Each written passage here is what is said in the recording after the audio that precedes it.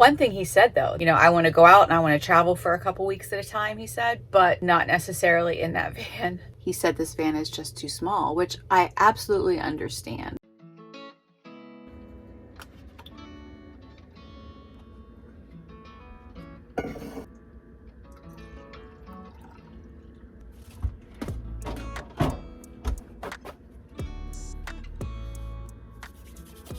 So I recently read a book by a YouTuber about how she kind of was an adventurer. She found a van, moved into it with her husband, and they traveled around. She'll tell you from the beginning that she got divorced. She stated that she thought their dream was one dream.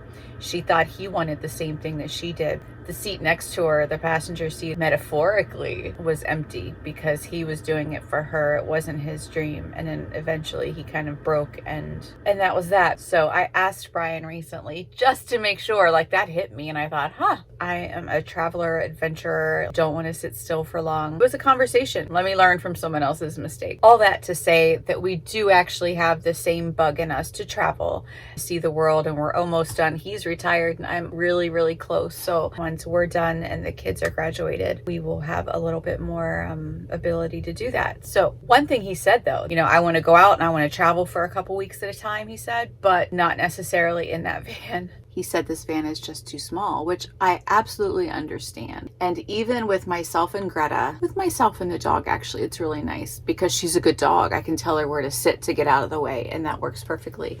When my daughter's in the van, because she's traveled with me a little bit, it's a little tighter. Plus you have another human and they have human stuff and they have different habits and they leave things places and they have more shoes. Shoes are a problem. I absolutely understand where he's coming from. He did have a great idea though, in that he said, hey, I know the van is your thing. If we take it out for a couple weeks and travel a little bit, we need to use our Marriott points. So he said, hey, maybe once a week, we definitely need to go in and get a room with a big bed and a hot shower and just to have that space. He's right. And he's definitely the person, he likes his comforts. I think when you're young, you're willing to go in and spend $20 on a motel room and split it with 3 friends and sleep on the floor.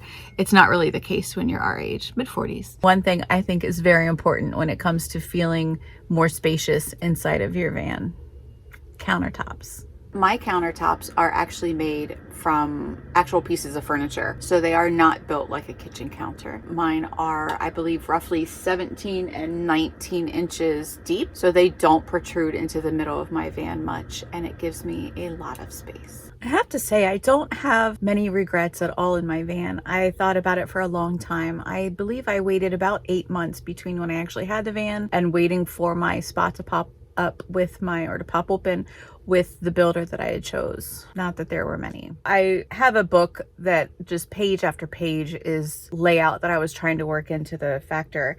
And initially I definitely wanted the dinette type of layout, not for the dinette, but I really wanted the open plan that went all the way to the back doors, because we're all in that mindset that we need those back doors open and beautiful and such. And I wanted the walkthrough. Really just couldn't seem to make that happen because the van is just not wide enough to have 2 twin beds on each side with a nice walkway and also have the amount of space that I wanted. I kept hitting walls with that. So you know what I chose if you've seen my van tour. I think this is the best or the second best that I could have done. It's usually just me. And so I feel like I really could have made it work with just 1 twin bed and somehow a small Murphy or like a trundle type of thing. It's still always in my head. Unfortunately, I do have the heater beneath me, like right beneath me on this couch portion. That is kind of the problem there. So if I ever did do that, and I've thought long and hard about it, I may try. It's going to be elevated above that heater box. That being said, I love where the actual heater is, where that air comes out of. Could I have put it to the side? Absolutely, and just had the vent out into the middle space. But at the time when I turned my floor plan into the builder, I was doing it blindly. Like, yes, I had the van. I cut out big construction paper pieces to lay in the van to make sure everything worked. Ultimately, I was winging it. I was hoping it worked. I told him where to put this heater, assuming that my bed was exactly where I intended my bed to be, and said, yeah, I guess go to the middle, because at that point, I also had a totally different sink plan and a sink cabinet. I think I was fairly sure about my large cabinet over here, but I just thought put it in the middle because I don't know what's happening on the sides. Maybe that screwed me a little bit, maybe.